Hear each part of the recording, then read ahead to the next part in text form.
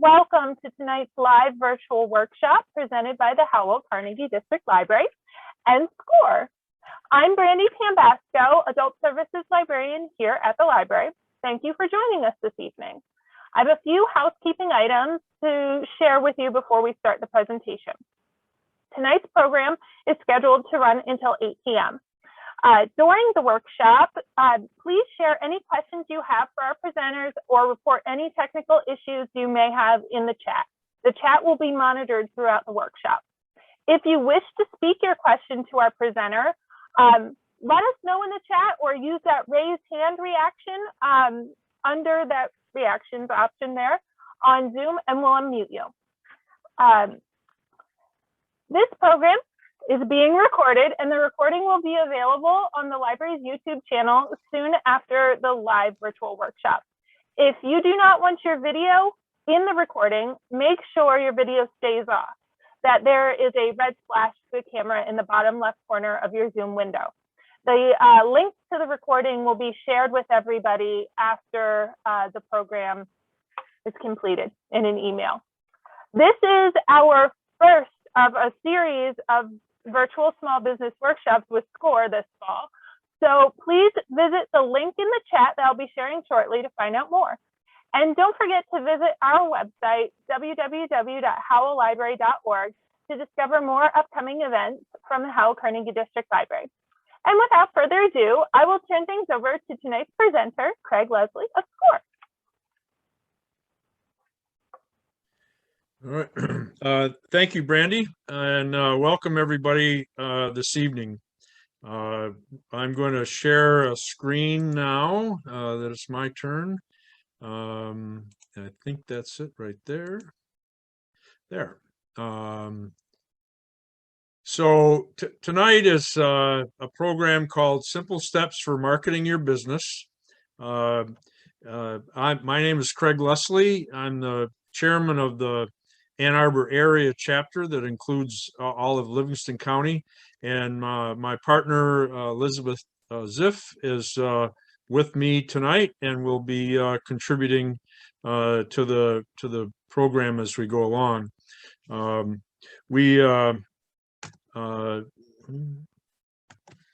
on. So we'd like to thank the SCORE Foundation and American Express for providing some support for this evening's program. SCORE is we have 11,000 volunteers like Elizabeth and I nationwide. We're supported by the Small Business Administration in a modest way to help pay for the rent and our online media. And we offer free mentoring, not only one-on-one, but we can do emails or Zoom or personal meetings if you're comfortable with that. And we also do seminars and workshops similar to the ones tonight. This year, just in the Ann Arbor chapter, we will have over 1,000 people attend one of the dozen or so workshops that we provide. And we'll be talking a little bit about those workshops as we go forward. And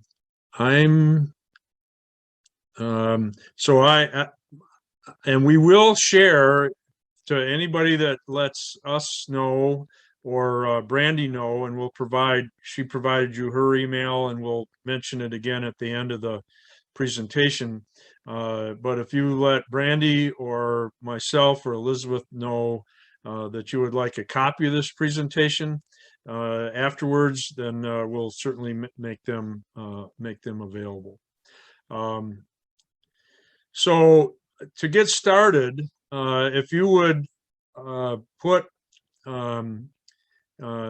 your name and the business that you are in into the chat function to Brandy and Elizabeth and I, and hopefully you know how to work that chat function that way. Then we'll look at that. If you can do that now, we'll try to look at that as we go. And as we get into situations where we can provide business examples, we'll try to provide those examples that would be most meaningful to you. We're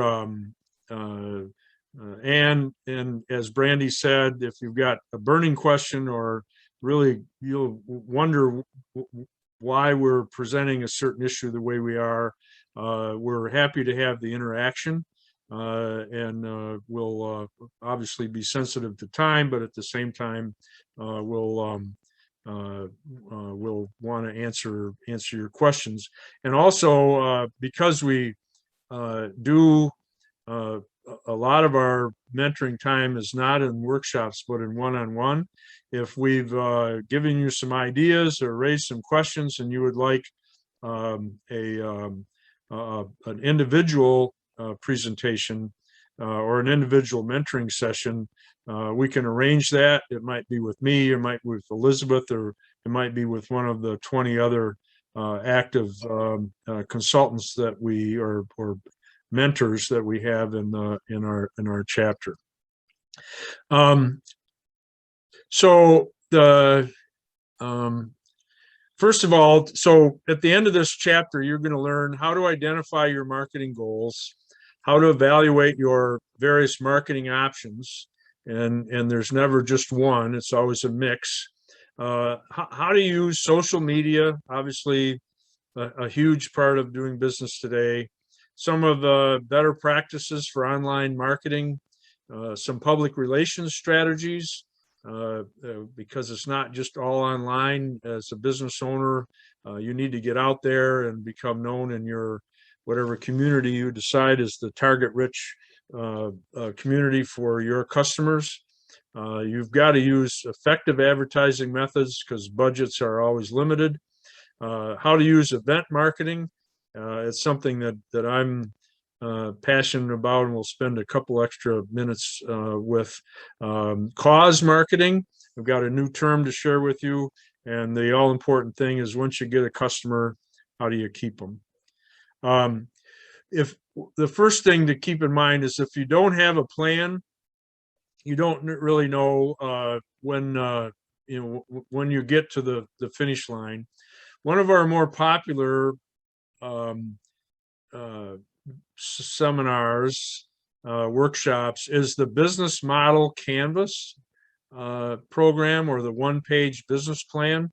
This is used internationally by major organizations, and it's one of the tools, for example, just as a local example, that the Ross School of Business at the University of Michigan uses to do case studies.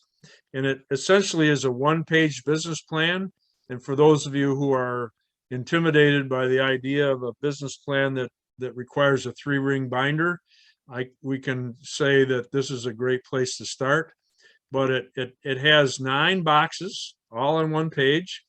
And the most important box, I think, is your value proposition. Why would anybody buy from you as opposed to your competition? What makes you special?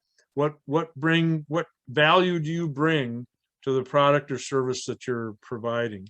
And then you say, okay, I can't do it alone. I've got partners.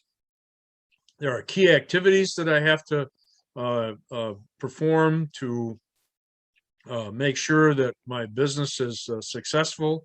There's key resources, whether it's my bank or my suppliers of raw materials or subcontractors, whatever that may be. And then who are my customers? Being very careful about that, which we'll to define, which we'll talk about in a minute. What are those relationships going to be, which are tied to, so value, relationships, and segments are linked together on purpose. And then the channels I'm going to use. Am I going to sell direct? Am I going to sell over the internet, through agents, brokers? What channel am I going to use to get my product or my service through the right channel to the right customer segments? And then, oh, by the way, you've got costs, and you better have some income to cover all this. But if you can sit down and put your business idea and your business concepts in this box or set of boxes, you've come a long way to be able to stay focused and know how your marketing efforts should be focused. So, so now that you kind of know what business you're in, you need to identify your marketing goals so it's not just a random walk through the marketplace. Since the pandemic, have your business needs changed? Make sure you know what business you're really in. Has the pandemic created a need to do things differently? Sorry about that. So who are your target customers? That it's not everybody, it's not the 9 million people that live in Michigan or the 300 million people that live in the United States or 340, whatever it is. It is very specific targeted people that you can develop a marketing plan around so that you are making the highest best value of your limited marketing resources. How much time do you want to spend making sure you retain existing customers?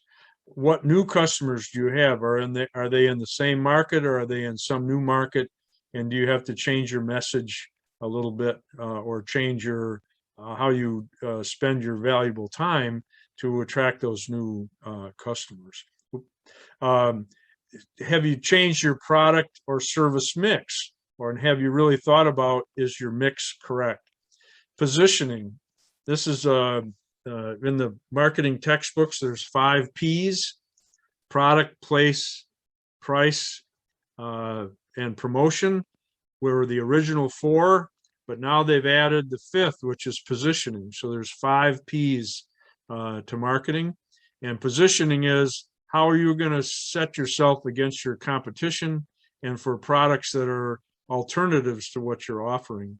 Are you going to be the low cost, high volume provider? Are you going to be the high cost, high value, high service provider? Or are you going to be somewhere in between? And it's important to think about where you want to be so that your messaging, your marketing plan and your marketing messages, regardless of what avenues you use, are consistent with that positioning, so that you can reinforce your value, you can reinforce your company status. Then price point, you can't just throw out any price. You've got to be sensitive to what your competition does. You've got to be sensitive to what the cost of alternative products or services are. And then you also have a marketing budget. We're going to later on, we'll throw out a percentage that is found in many existing business budgets for marketing. You don't want to spend too much, you don't want to spend too little. And then also how you incent the sales channels, or the channel or channels that you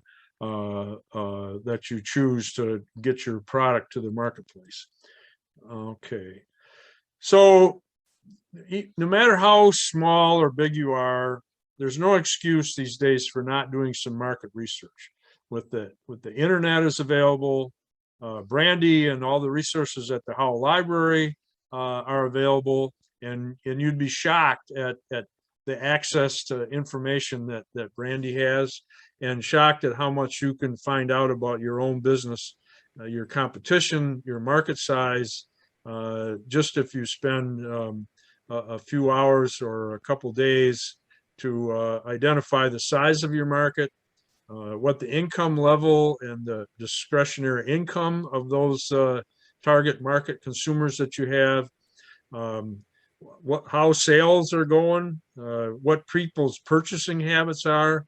Obviously, there's difference between commercial purchasing, if you're selling to, if you've got a business to business model where you're selling to other businesses, or a B2C, a business to consumer model.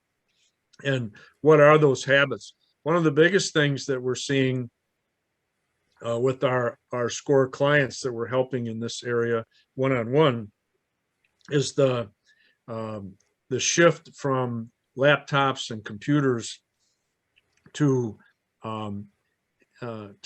phones, handheld phones. People are sitting in bars and restaurants on their phone, buying all kinds of stuff, or at home buying stuff. I know my wife does that on her phone, and we wear the Amazon delivery person right out, especially because we have 5 grandchildren who seem to need stuff, especially when school is starting. So if your marketing doesn't include getting to people's phones, then you're probably need to revise your marketing plan to include that. I live in Brighton, and I've gotten several text messages in the last couple days from Mount Brighton and from Vail Resorts saying that I'm missing out on an opportunity to get a discount on my lift ticket package for the season. And so the marketing team at Vail Resorts is all about getting to people via their phones. And if the Vail people think it's a good idea, well, it's probably something that everybody on this call should consider as well. And when you think about it, and I'll talk about this a little bit later, if you want to get a hold of your kids or your friends, do you call them and leave a message, or do you text them? Well, think about your customers reacting in the same way. Demographics. If you're selling a very expensive product, or you are very proud of your service and think that you can command a very aggressive price for those services, then you better know that you're spending time with people that can afford that, which I would consider to be prospects, as the people who can't afford it or don't feel the need for it, and be very specific about that. Purchasing channels, you can't be all things to all people. You're going to oftentimes need people to market your product for you. And on the purchasing side, yeah, you need to make sure, as you're the customer, that you're an effective customer and that you're getting you're dealing with your subcontractors effectively, so that you have money left over for your advertising budget. And are you in the right place? And be serious about the fact that everybody has a competitor or competitors, and don't ignore that, because what they do and how they are communicating with your target market affects your results. So understanding your target market, how big is it? What are the income levels that are required to have your product be needed or desired by them? How are you going to sell to them? Is it business to business, or is it business to consumer? Are you making it easy to buy or hard to buy? What are people's purchasing habits? How do they buy products like what you're offering or similar? Let's see, Elizabeth, do we on the chat, are there any do we have any information that might lend itself to talking about what particular market purchasing habits are? Not really, but I will say that the latest census is out. And the census, 2020 census, is a mine, loads and loads of data and information that could help you if you need to get customers to a facility like a baseball and softball facility. It will tell you what people might be interested. It tells you about locations, ages, preferences of various kinds. The same thing, we have someone with a technical service business I can definitely get some information from the census there, as well as any health services that you may be offering people who might need that. That is just one, and I think you have a slide coming up about the resources for doing market research, if I'm not mistaken, in there. If not, we can certainly offer that as a follow-up.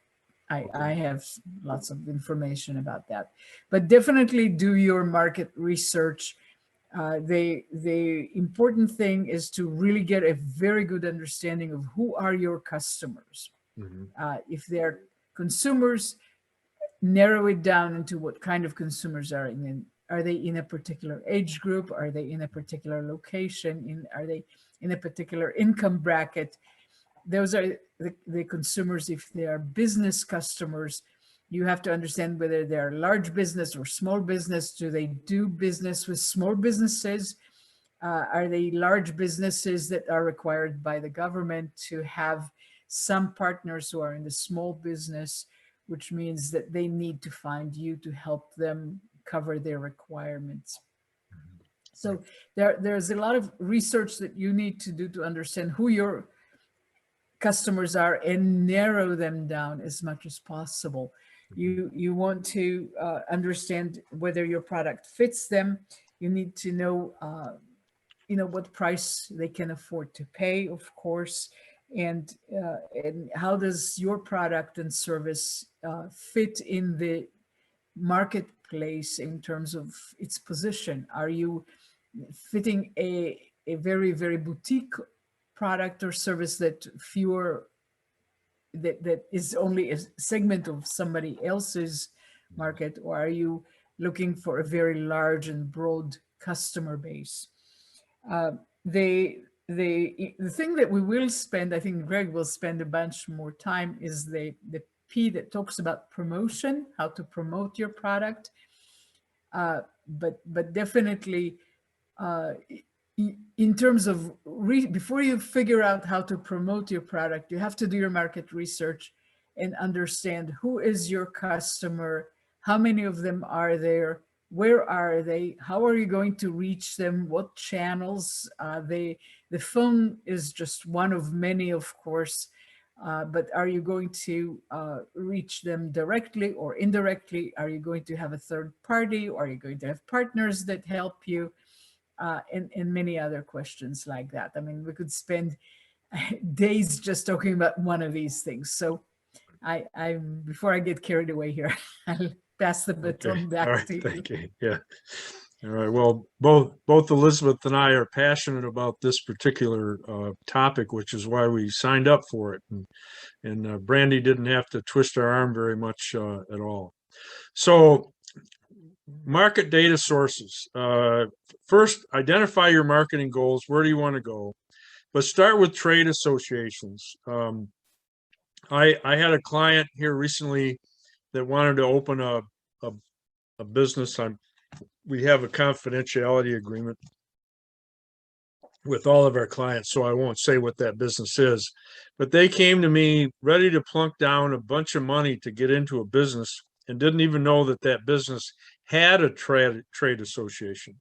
And that trade association provided all kinds of data to help their association members be successful, like how much you could afford to spend on your storefront, how much you could afford to spend on the tools that were needed for that business, and where financing was available for those tools, which included the supplier of the tools willing to finance that at very favorable, better than bank conditions.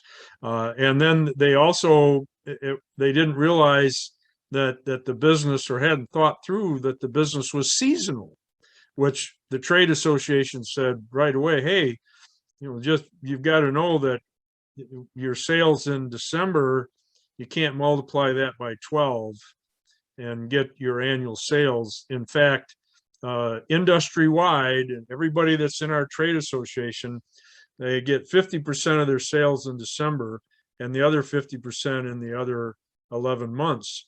And this couple they had not thought that through, and they really adjusted their expectations and their budget as a result of just spending an hour or two on the trade association website. As Elizabeth mentioned, there's brand new census data out there. A lot of towns have gotten bigger. A lot of towns have gotten smaller. Some towns have gotten richer. Some counties have gotten richer, including Livingston County, which I assume a lot of the people on the call are. So some of those of us who have lived in Livingston County for over 40 years, like myself, have maybe underestimated the changes that have gone on, and maybe there's more money in this community to buy better things than when I moved here 40 years ago. There's also American Fact Finder, economicindicators.gov, fedstats.gov, and anything that's .gov or .org, right there in that org, you can usually really trust them because they're there to help you. They're not there to make some money. That doesn't say that Harris and Hoover's and ThomasNet and others like that aren't also of a high quality. But I will tell you, in the market research I've done, when I've been able to look at federal government statistics, they are very useful. And at the state level, if I've been able to get a hold of a state employee, a Michigan state employee or Ohio, Indiana, and I was able to find the person that owned that data, and they were talking to me, they were so excited to know that somebody out there cared about what they really cared about. They were just so helpful. I couldn't believe it at no cost. The tax dollars at work. So do not hesitate to dig down into those free sources of information, and you'd be I expect you to be pleasantly surprised about not only the information that's there, but the help that can be provided by the owners of that information. Yeah, Craig, let me just add two more things. Mm-hmm. Your Chamber of Commerce will have a lot of information. Use them. They can be very, very helpful. But there is one other thing that in your navigation across the various online resources, some of these resources may require subscriptions. And some of them are actually very expensive subscriptions. But what you can do is talk to your friendly librarian, because the library may have a subscription to that service, and you can ask them to get you the information. So definitely, before you say, oh, I can't afford to buy a subscription to this resource, consider getting it from the library. Either your local library or university libraries sometimes have marketing information, access to resources or marketing information that you might not be able to get to on your own. Right. Thank you. Yep. Exactly right.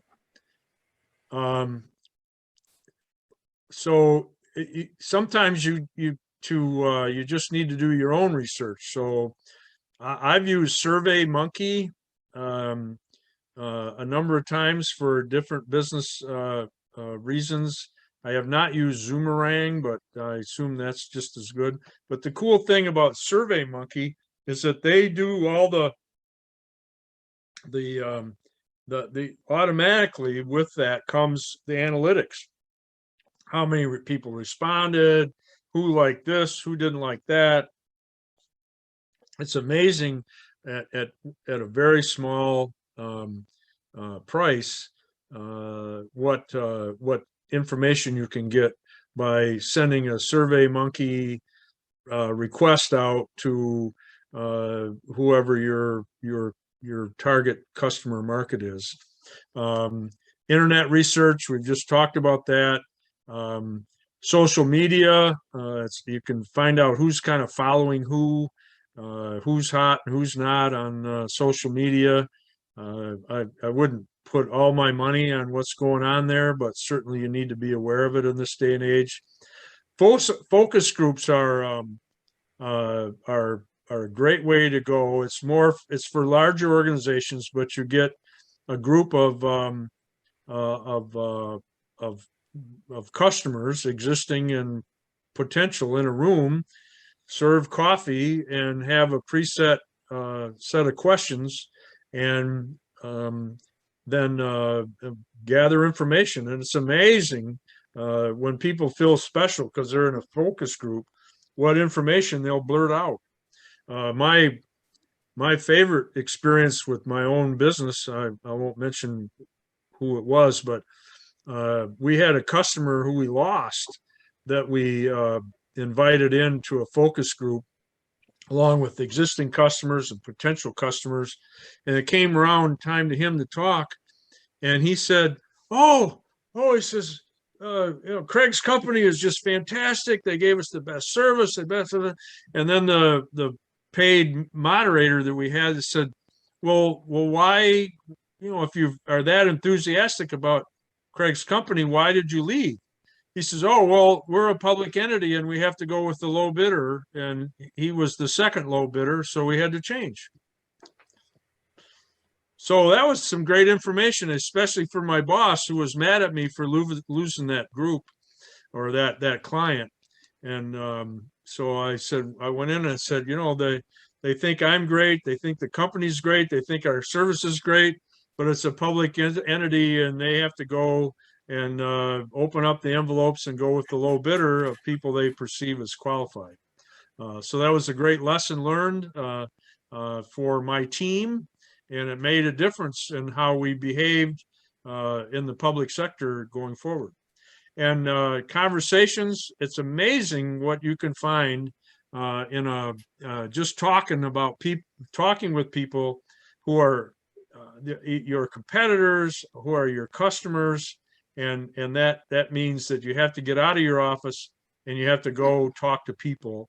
And it's shocking how much information people are willing to cough up over a cup of coffee or standing by the drinking fountain or at a public or at a business association meeting or a chamber meeting. It's incredible.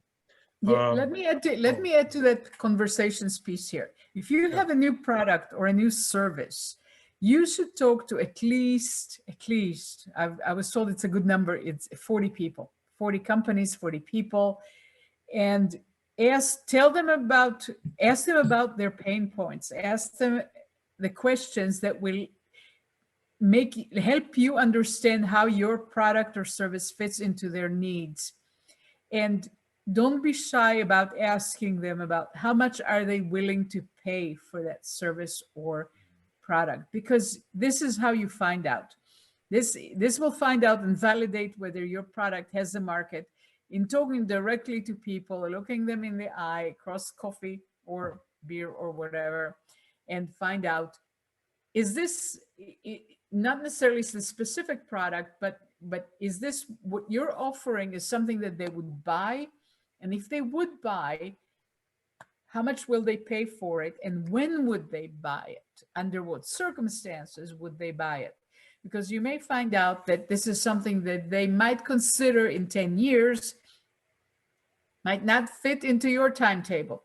They might not pay for it if it's at that price point or a different price point. They might not pay for it if it's too much money or too little money. There is a great story about Nescafe, the coffee maker, and what they've done with it. If you haven't seen it online, you should at some point look at it. And then in terms of how people were selling it, they wanted initially just to sell the coffee machines, and then they realized that their entire business model has to change, and their focus is selling the coffee itself in pre-measured quantities.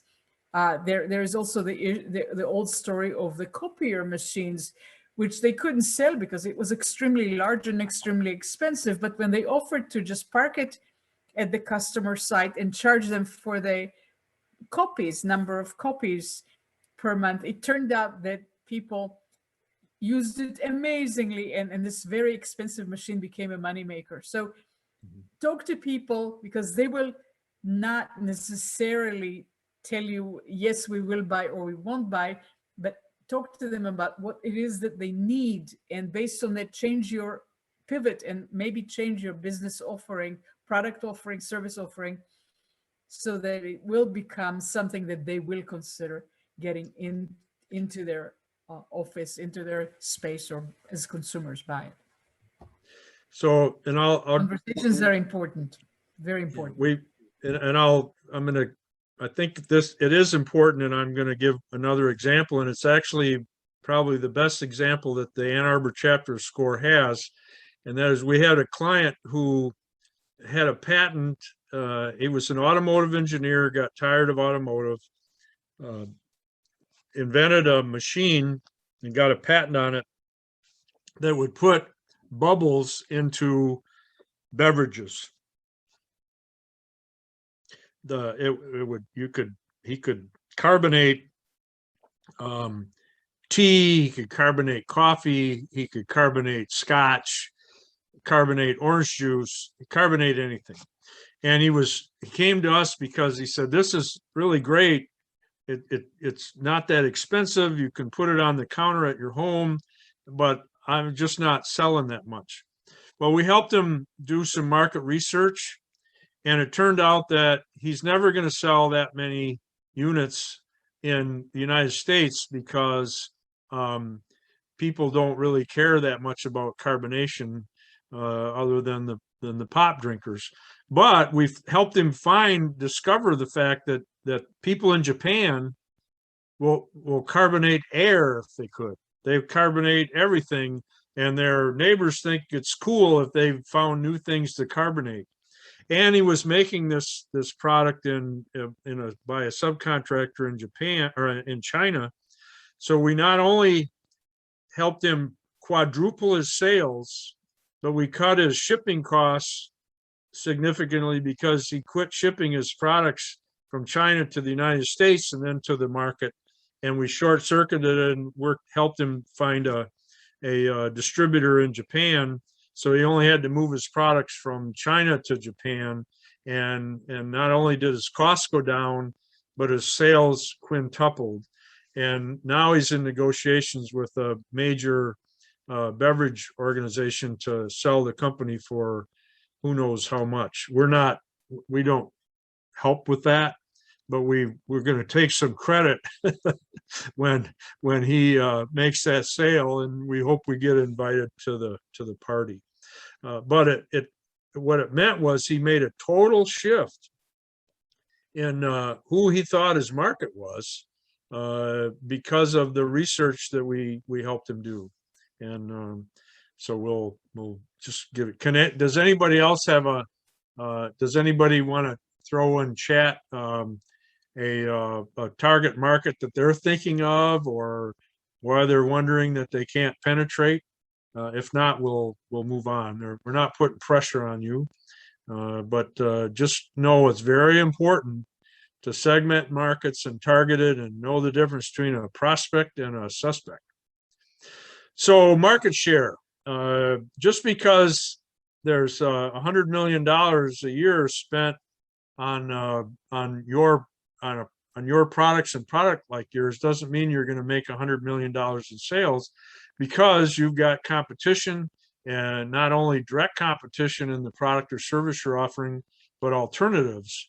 So you need to be realistic about the portion of that market that you can achieve, and that so that you are not mad at your marketing effort. You're saying, hey, we did this and we got our fair share. But have a feel for what fair share is. And if you're not getting your fair share, well, then obviously you need to adjust your marketing approach. There's a lot of ways to measure that. You can measure it by dollars or units or percentage. the organization I worked with when I started, we had about a 10% market share. And my boss thought it took me too long, but eventually we got to a 65% market share. And but we, obviously it took a lot of years, but we knew what that percentage was because we knew what the market was. And we knew that we wanted to have a major share of it because that gave us some pricing advantages and some scale advantages. So we worked and worked and worked, but we always spent the time to figure out, to know what the market was and what our share of it, and then we were fortunate to redefine what our fair share of that was. And I'm happy to say that we were able to round that up and round that up and round that up until we were dominant in the marketplace. Monitor it and then adjust the strategy. We made a lot of mistakes. You will make mistakes. You'll go to you'll invest in marketing ideas that don't pan out. Lessons learned. Don't get mad at yourself or the person that recommended it. Just say, okay, we've learned something. Let's adjust. Let's pivot. Let's go do something else. But know how big the market is because you've done your research at the library or some combination of resources. You know that your market, you know who your market is, you know how big that market is in terms of dollars or units, and you know what your share of that is. And then that you either say, well, we got to work on that, or you have a party because you're now are dominating that that market. Craig, there is a question from Kevin. Uh-huh. How do I link the marketing that his vendors and distributors provide and use it, and then integrate it into his business plan and marketing plan? That's a great question because I like the word partners there. The distributors that I've worked with, I've had the most success when they think that I'm not just a supplier, but I'm a partner, and if they're successful, I'm successful, and vice versa. So I would say that if you're in the meetings and contributing and sharing information back and forth as your channel marketing, as your channel partners are developing their marketing plans, and you're in that meeting, then you're in the right place that day for that discussion, because that means that they're gonna bias their message to benefit you, because as in contrast to the partners who are not in that room or not in that conversation, if it's a Zoom or whatever. Elizabeth, does that make sense, or do you have something to add to that? Yeah, I would just add that you need to talk to them. Yep. Talk to your vendors and distributors and ask them if you may use their the marketing, or probably what you mean is promotion material.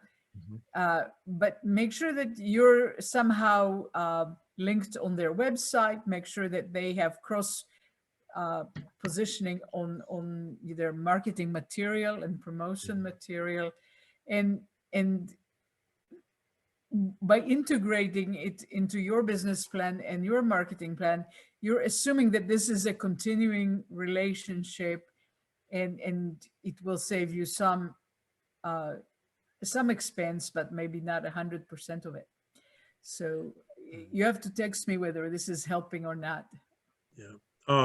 So think about your channel, how your channel gets to the end consumer. So let's say it's a sales representative that works for your distributor. He or she may have a big catalog, whether it's online or whatever, and they maybe, I've seen situations where people can recommend any one of 20 solutions for a customer need, an end user need. Well, who are they going to recommend out of those 20? If the end user says, well, you've got 20 in your catalog, well, which one should I buy? Well, it's human nature to recommend the option that A, they're most educated on, and B, they have a relationship with that supplier on. And so it is a people business, and any relationship that you have that differentiates yourself from the other suppliers of a similar product puts you in a better position to win and to make a sale. So having said that, how are you pricing? Can you vary prices in accordance with the market's expectations to achieve your profit goals? That's a highfalutin consultant statement that says that you've got to be sharp on pricing and know what your competition is offering, know the value that your solution is bringing to your client or your client base, and know that if your price is too high, is it a competitor or is there some replacement product or service that could come in and knock you out? Make sure your cheese doesn't get moved in the old. That was one of the original marketing position books. It's very thin, but it says, oh my goodness, we were selling mainframe computers, and now somebody just sold a laptop that can, or are starting to offer a laptop that can do almost as much. And then the laptop people said, oh my goodness, now they're selling a phone that can do everything the laptop can do. So that's be prepared to make sure that your price of your service isn't so high that it creates competition, and isn't so low that people think that it may not be of the value that they're looking for. And we also do a professional selling workshop. And the biggest issue I find, not only in that workshop, but in my individual one-on-one mentoring, is that people that have great skills, whether it's computer skills or woodworking skills or whatever, they say, well, I'm afraid to sell. Well, I try to get them to think about that they're not selling. Nobody can sell anything to anybody, whether it's a consumer or a business, that they don't need. What you're really selling is a solution to a problem that they have. They need, they've got a problem at home, or they've got a problem in their business, and they need a solution. Well, you're there to solve a problem and to provide an eloquent solution to that problem. And to me, that's what real sales is all about. You're not going to sell anything to people that they don't need and they can't afford. You've identified your market, and you've come and said, I'm here to help you. I can make you more money. I can make your life more pleasant. I can take problems off your plate if you buy my product or service. So when I give that little speech, people that are nervous about selling, and I get them to think about being problem solvers as opposed to sellers, things seem to go better, and they seem to have more fun doing their business. Is your brand clear? Branding is not the same as marketing. Branding is your image, your logo, your product positioning of your positioning of your product or service. That gets back to that. I don't want to switch all the way back, but if you remember our one slide that had there was the business model canvas. The center of that one-page business plan was, what is your value statement? Identify what is unique in your selling proposition, and that uh, um, that would that leads you to the a simplistic way of saying that is an elevator speech. So if you were at the Renaissance Center and you were standing in the base lobby, if you could find it, to get on the elevator to go up to the restaurant on the top floor, assuming it's still open. I haven't been there in a while, but you've got about 25 seconds from the base floor to the lot. And if you happen to walk on that elevator with a customer that you really, really wanted, and you knew that you had that person trapped, but only for 25 seconds, what would you say to win their business or to sell them your product or convince them that they needed a meeting with you this coming Tuesday at 9 o'clock to write a purchase order? If you haven't thought that through and you can't make that pitch to your spouse or to your neighbor or to your employees, or your employees can't make that pitch to you, I would argue that you need some work on your value statement, on your business plan, on your selling proposition. And in order to have that fine-tuned, obviously you have to have an understanding of your target market. And that once you know that, and once your value statement is, then you can start to brand your product. You can communicate it consistently. Your value statement is, your employees can tell you what it is. Your spouse and your kids can tell you what it is. And your clients and your customers can tell you what it is, because you've been clear in why you do what you do. And once you have a clear understanding of that, all the image, your logo, your website, and everything becomes a lot easier, because you have a message to communicate. It's clear and simple. You can get it across in 25 seconds in the elevator. And if you can do that, you can get it on the internet, and you can get it in your brochures and your other marketing statements.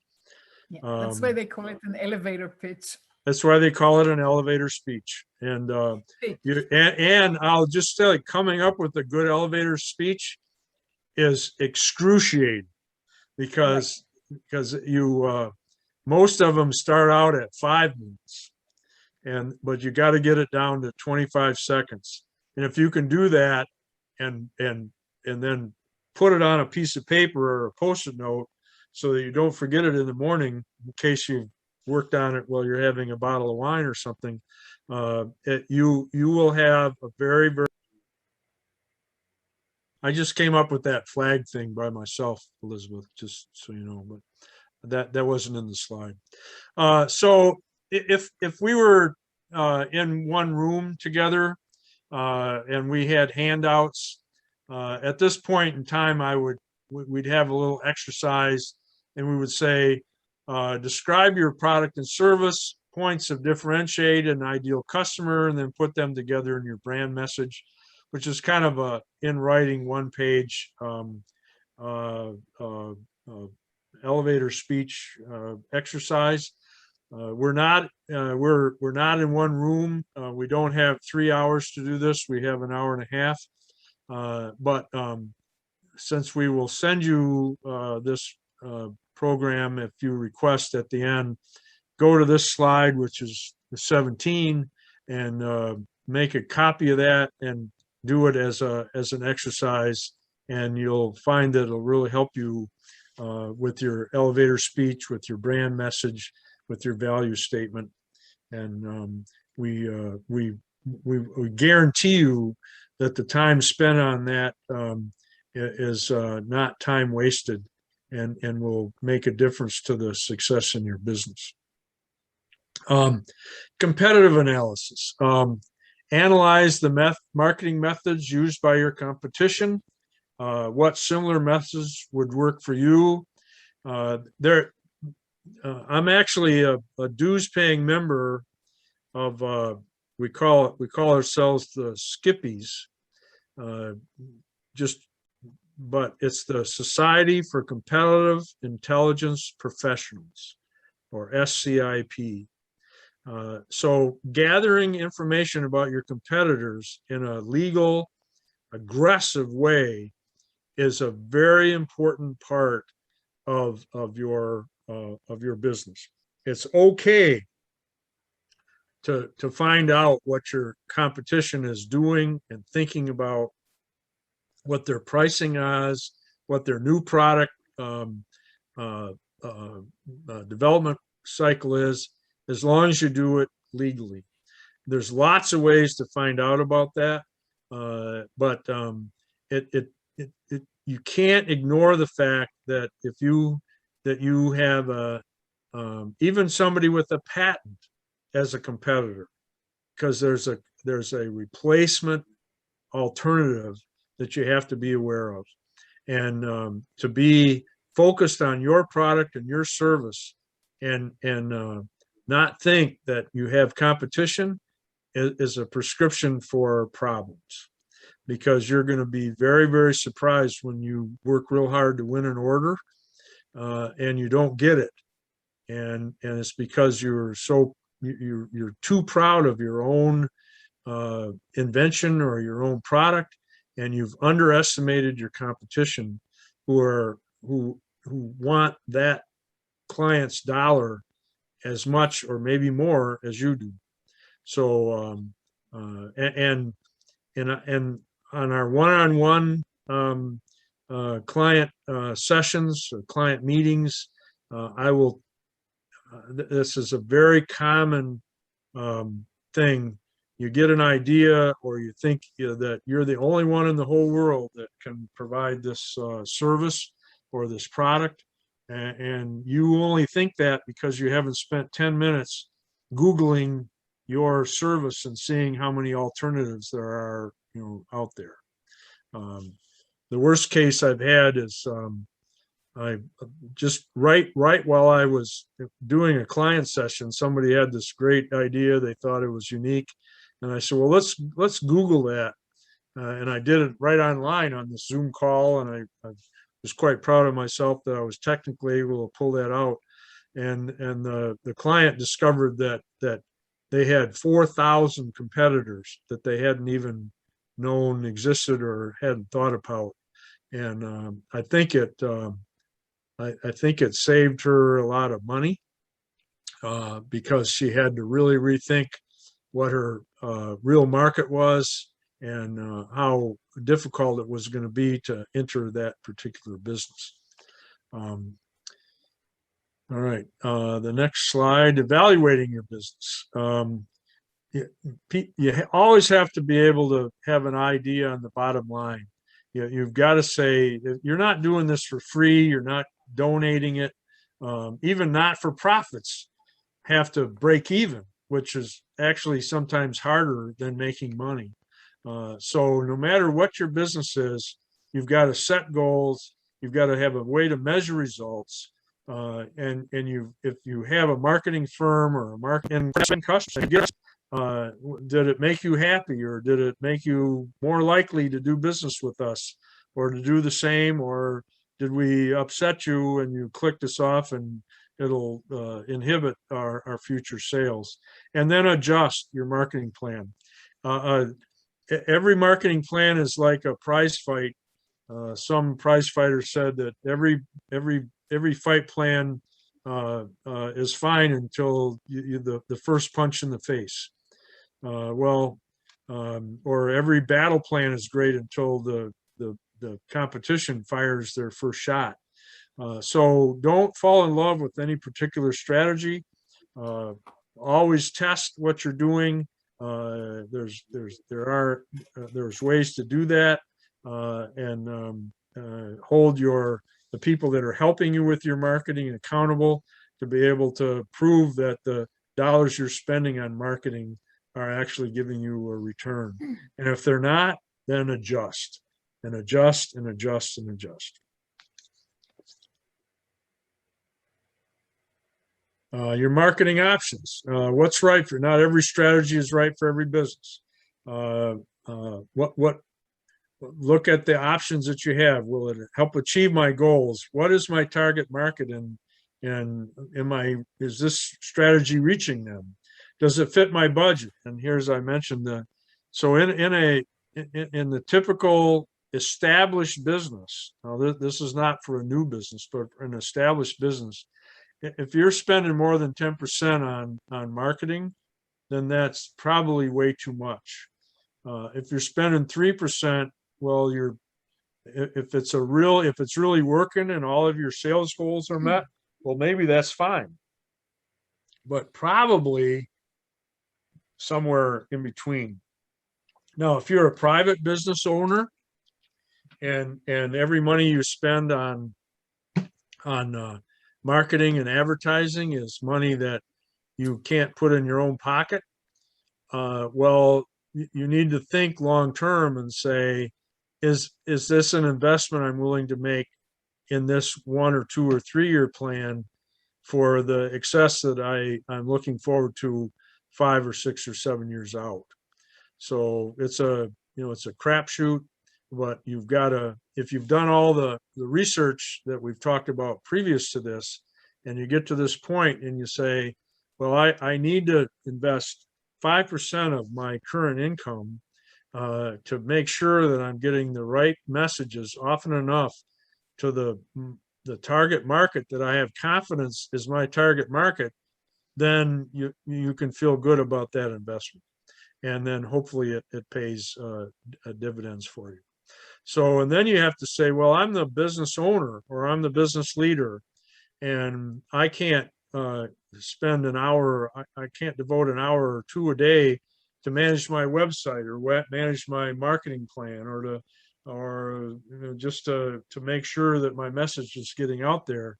So included in that 3 to 10% is staff or contractors or partners that are good at that stuff and like it and are assigned to implement it and make sure that we're spending the time with outreach that will supplement the marketing, so that you have a combination of personal outreach and marketing, advertising outreach, so that the two together is that he or she spend that they're a majority of their time doing the stuff that they like to do, which is making the product or providing the service, and that takes time away from the things that they have to do, which is the outreach and the relationship development and the supply chain improvement,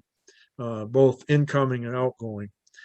So that's when we do our one-on-one owner consulting and go out and do the seed planning and the marketing and the relationship development that will can be harvested later on as business growth and profit.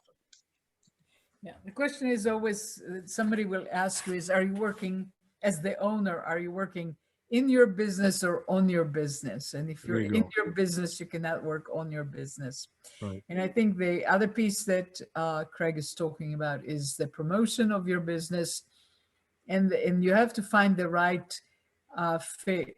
I will tell you that at some point, I was using a lot of NPR, local NPR radio promotion, sponsorship, as they call it, to get the word out about our business and what it does.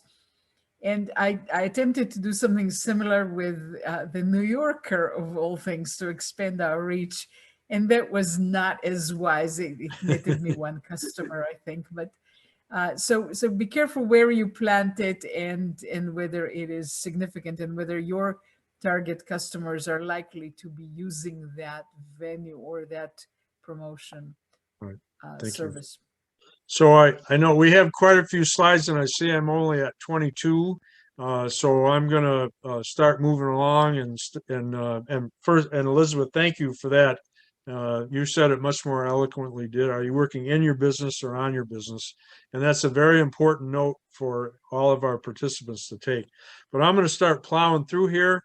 and will remind people and tell fewer stories, because I have a lot of them, but remind people that A, will provide a copy of this presentation afterwards at your request, and B, that Elizabeth and I and our 20 other consultants or mentors in the SCORE chapter here in the Ann Arbor, Livingston County area are available for one-on-one meetings of any kind in the future. So with that, I'm going to move ahead. So marketing methods, pretty clear: advertising, TV, radio, newspaper, public relations, getting the word out, collateral, business cards, trifold, stationery, flyers. You should never leave home without a bunch of business cards stuck in your wallet or your purse, because it's, and just they're so darn cheap, and people, when they get home, they clean out their wallets or their pockets and they find your business card and they put it aside, and they remember you. Just with my SCORE work in bars and restaurants and chamber of commerce meetings and golf courses, I'm never without a SCORE card, because when somebody says, boy, I've got a friend that's going to start a business, I've got those cards out there, and they cost less than a penny a piece. So it doesn't make any sense to leave home without them. Obviously, you have to have website these days. You've got to work that website, and we'll talk about that a little bit later. And social media, even us senior citizens know how important that is today, and you ignore the social media efforts at your peril. Marketing collateral. Do your marketing materials need a makeover? Do they reflect your brand? Do they communicate your mission? You need to spend. They have to be consistent. You cannot have one design and color scheme for the website and different one for your business cards or logo or brochures. They have to be consistent so that your image is always the same, regardless of where people look at you. Right. So don't at the very beginning, don't short circuit that. In case I run out of time here, one of the biggest mistakes you can make in starting a business is to name your business without thinking about search engine optimization, because you want the name of your business to describe what you do, not who you are. So for example, if I had a private consulting business, which I do, I wouldn't want to call it Leslie Consulting Services, because who knows what that is, and it's not going to come up. But if I want to consult with executives of small businesses to help them be more successful, then I would call myself Executive Development Services, so that when an executive gets online and says, boy, I could use some help with my career, they type in executive development, and Leslie Executive Consulting Services comes up, owned by Craig Leslie, as opposed to Leslie Consulting Services, which probably wouldn't come up in that search. So don't fall in love with a name because it's the name of your dog or the name of whatever the first one you come. Make sure that you're sensitive to search engine optimization realities as you are developing your brand, developing your logo, developing your website, not necessarily in that order. There's all kinds of low-cost options for that. The Vistaprint, believe it or not, even has a division that'll help you sell your business. That's kind of an offspring from that, and they happen to be a partner of SCORE. So there's a lot of low-cost sources. You don't have to hire a marketing firm, an advertising company. You just need to be creative, and sometimes your teenage sons or daughters or nephews can help you with that. So advertise. Obviously, you need to get out there, print. A little less exciting today than maybe in the past, but if your business is in Livingston County, I think the Livingston Daily does a great job of promoting people. And I got to tell you, it doesn't take much to get on the front page of the Livingston Daily. I think, and so if you have anything to announce if you're a Livingston County business, if you're not on a first name basis with the story writers at the Livingston Daily, then you need to march into their office and introduce yourself. Radio, WJR still has millions of listeners right here in Livingston County, WHMI, and know that they need content. It's not like you're begging them to say something, but they're always trying to find new things to talk about, new advertising clients to have. And if you happen to be a not-for-profit or public service, I don't know if we have any of those on. Well, by law, they're required to include some percentage, which is 10 or 15% of their ads that they put out every day, have to be public service announcements that are free for you, and so you're not asking, and they need those public service announcements in order to meet that requirement. Cable TV, they've got a lot of time to fill.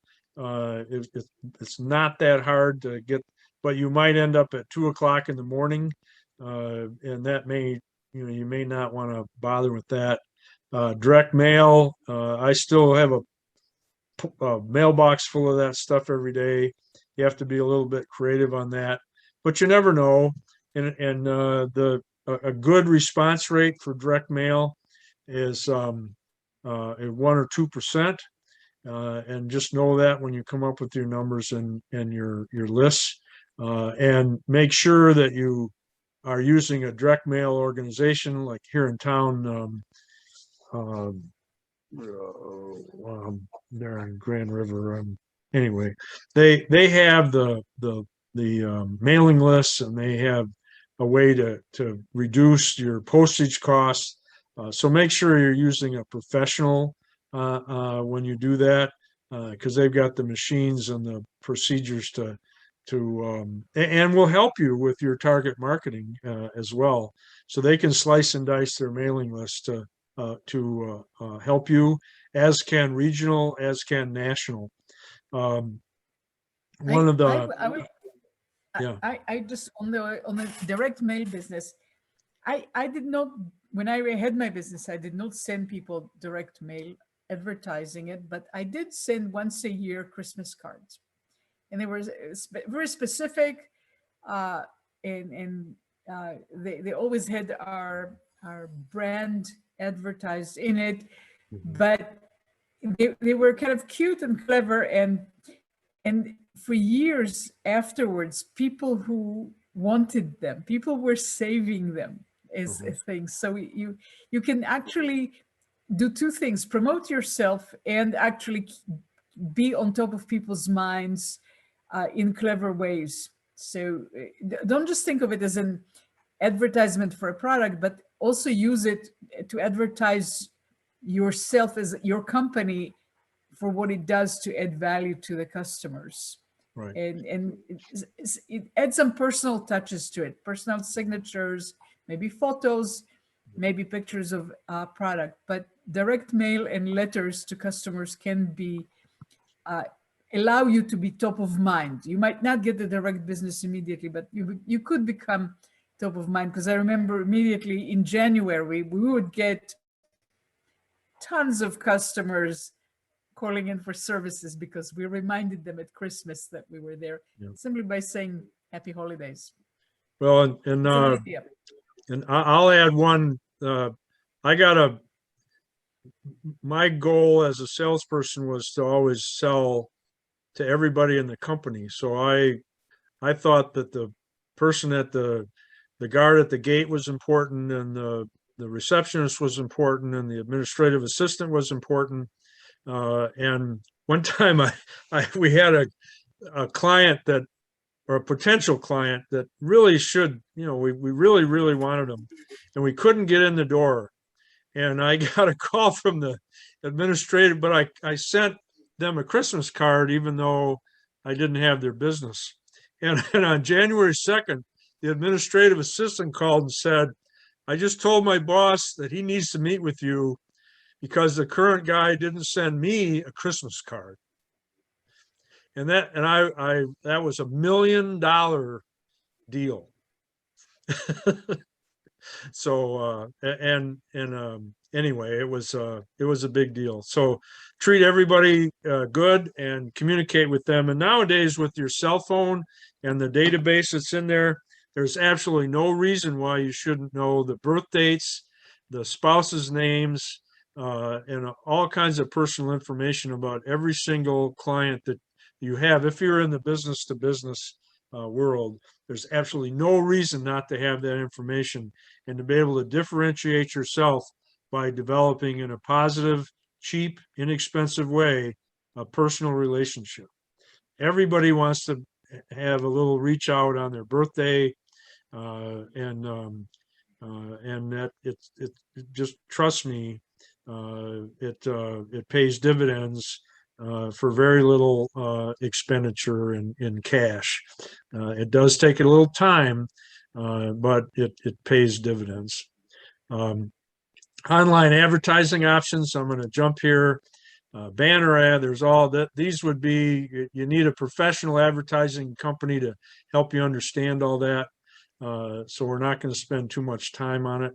Public relations, it just means generating attention, free advertising. As long as they spell your name right, get it out there, as long as it doesn't show you in handcuffs or an orange shirt or something like that.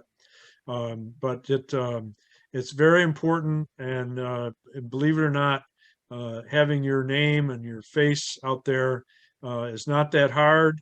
It does mean extending yourself a little bit, but nonetheless, it's important in any business, regardless of where you are. Writing a press release, I'm not going to spend much time on this, but just know that if you want your news to get out, respect the fact that professional newspaper and radio and media people have to take your information and turn it into something they can use.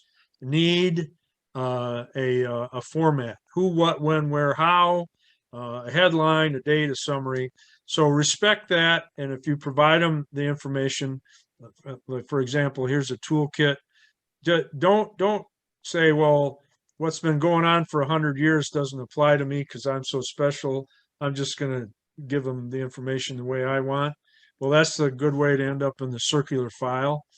So be respectful of their profession and their deadlines, but do as much of their work for them as possible, because if you've given them all the information in the format they're used to dealing with, it's much more likely to end up in their newspaper or on the air, because it's something that they can immediately deal with, and that's so that's important. Press release, get it out there, follow up with people, link it to your website, all kinds of very simple rules and regulations there that we can help you with. So what are the topics related? So invent something. If you're in Livingston County and you can't sit down and in 15 minutes come up with something that'll put you on the front page of the Livingston Daily, then you need to think a little harder, because they'll put just about anything out there. And I respect them, and they do a great work, and but at the same time, they're in business and they want news. Well, you can help them with their job if you provide them news, and it's amazing what new things you could come up with if you just think about it for a little while. recommended contacts, just right in the Livingston Daily, they just announced there's a new company that's come into Brighton.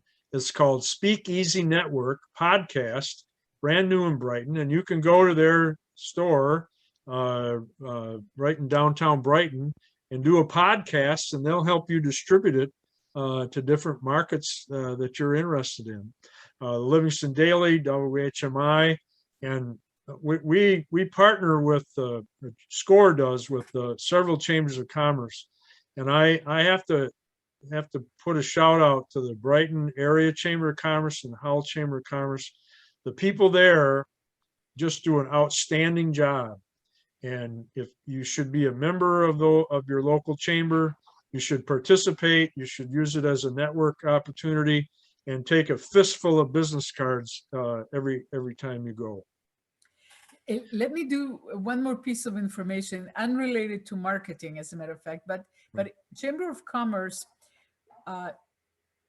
allow you to get things like medical health insurance for your employees at a lower cost than you would get it yourself, because they create the bulk purchase kind of thing. So if you're a member of Chamber of Commerce, Blue Cross Blue Shield will give you a discount because they discount for the Chamber of Commerce. So as long as you're a member, they will offer it. There are many things like that, but being a member of Chamber of Commerce, and they can explain that to you better than anybody else. But I actually found out from an insurance broker that I can save a huge percent off of the health insurance that I paid them, that I covered for employees if I am a member. So definitely use them for many, many reasons. Yeah, you can get your Chamber of Commerce dues payment back in your very first month of lowered healthcare costs for you and your employees as a result of that.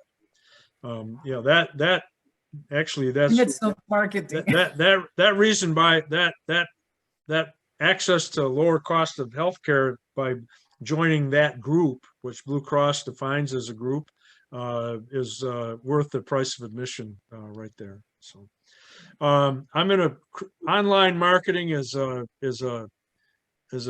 week-long seminar by itself, but just know that it's very important to have your value statement and your business plan in place before you sit down with your website, because you want people to be aware of who you are, what your values are, what your brand is, and it will drive sales. It supports your customer service.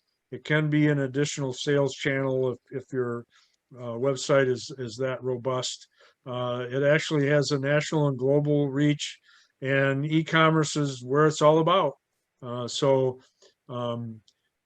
make sure that that your website supports your strategy, and your strategy supports your website. And to do that, you have to have a business plan. You have to have a value statement, because you can't sit down and work out and have a good website if you don't have a good sense of what your business is all about, what value you provide, and who you want to send that message to. So then the other part is, don't pick your business name until you think about search engine optimization, where and I talked about that with executive consulting services versus Leslie Consulting Services. So this is where search engine optimization and picking a domain name that will help people come to your site, or give you an unfair advantage of people traveling to your site, as opposed to inhibiting it. And a good way to start is to just get online and Google whatever service you provide, whether it's lawn services or tech services, and see who pops up. Well, that may be your top 10 competitors, and you need to develop your website in such a way and pick your business name in such a way so that you end up in that top 2 or 3 once you get going. And there are very easy ways to do that, easy to people that do it for a living, impossible to understand for people like myself. But I can tell you, do not pick the name of your business until you've become familiar with the concepts of search engine optimization. So I'm just going to jump in user focused. And then search engine optimization, it's a fancy SEO. You drive traffic to your site via organic search results. They're a logarithm that Google and Bing and others use constantly change. So you've got to make sure that you're positioning yourself to be in that top, that first page that pops up for the services that you provide, maybe in the geographical or the zip code areas that you want to do business in. There's a ton of information you can get, whether it's Google Analytics or whatever. You're going to be able to look at how many visitors you have, how many people actually looked at your second, third, and fourth page, how long they spent there, where users came from. So there's a ton of information that a good quality web server can provide you that will help direct your future advertising strategy and to fine tune your target market. There are people that can do that for you. Email marketing, lots of examples of that. I'm not going to spend much time on that. Of course, there's legal issues, but if you have an email marketing firm, they're going to help you through that. We're not going to spend time on that. Mobile marketing, 91% of the population owns a mobile phone. Many users now rely on it for all their communications. They don't have access to a laptop. They don't. So if your e-strategy isn't focused on phones, then you're going to be a little bit behind the times. Just think of how often your kids are communicating, and do your kids and your friends and kids respond quicker to email or to text. It's good for local businesses, and it reaches customers on the move. We're going to I know we're just about out of time, but event marketing. If you were going to an event with who you're going to have lunch with, who you're going to sit with at lunch at the group lunch, who you're going to go out to dinner, and then also, if you're going to an industry event, work hard to be a speaker so that you're a subject matter expert or perceived as such, and it'll really raise your status, and it'll help drive clients to you, not only at the meeting, but in the thank you and the follow-up that you do. So I'll just make one. There's a new term called B Corp. It's called a benevolent corporation, and that's a corporation that gives a certain percentage of its profits to good causes, whether it's green or whatever it happens to be. That's a good alternative to a not-for-profit. Be a for-profit, but just be benevolent and tell your clients and that you're gonna do good things with any money that you happen to make from that. Kind of a middle space, which requires a whole nother discussion, of course. So I'm going to jump here. So there's all kinds of marketing resources that if you request our program, we hope I know we've run through some things, but make sure you research to inform your goals, analyze the pros and cons of various marketing. Don't fall in love with one, be flexible. And customer service and keeping the clients you have already is the most important and cost-effective thing that you can do. You can find us. This phone number goes to an office answering service that generates an email to us, or you can email it to us, or you can look it up and find Elizabeth and I and all of our colleagues on this website. But it might be easier to contact our host and friend, Brandy, and here's her email at the Howell Library. With that, we've run 3 minutes over. I'm sure Elizabeth would be happy to stay and answer any questions. I would be happy to stay as well. But we thank you for your participation, and we look forward to hearing from you in the future. Boom. And Brandy is going to take over. Yes, hello. Thank you so very much, Craig and Elizabeth, for sharing your knowledge and expertise with us this evening. And thanks again to SCORE for partnering with us. They've been such a wonderful partner. There is a link in the chat that you could go to SCORE's website, score.org. You'll be able to find the Ann Arbor Area SCORE chapter through that website to find out more for this area, or wherever you are in the world. Thanks to virtual, you can find what SCORE can do for you. And thank you all for attending tonight's workshop. We hope you enjoyed it. Please take a few minutes now